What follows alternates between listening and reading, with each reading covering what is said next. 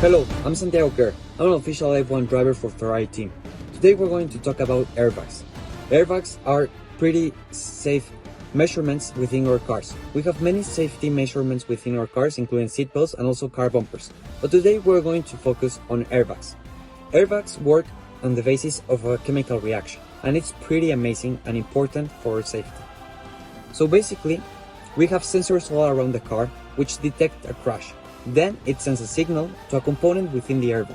Within the airbag, that component ignites and releases heat, so that something called sodium acid, which is our reagent, decomposes into nitrogen in the form of gas, and that inflates the bag in such a time of milliseconds, in a matter of milliseconds, and then we have sodium metal, which is harmful for your health, as it's toxic.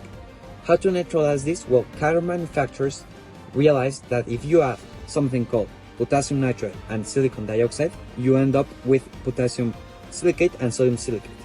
With those, you have products that are not harmful, and you come to a very beneficial solution for security of the car in case of a crash.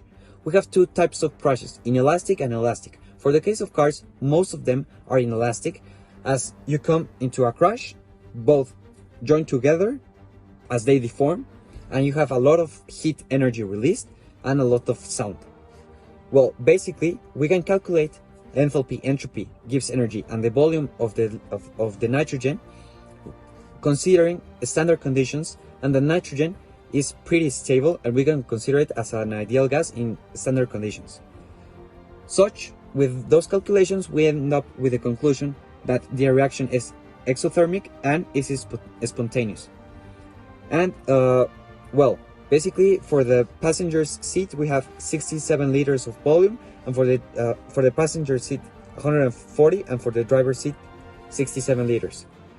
And well, basically, we have to consider the environmental impact of this, being that those components have an impact for the environment, and they release, well, first, what is made of the bag, what are the components, the reagents, and of course, they leave something behind, which is something we must consider in this type of reactions.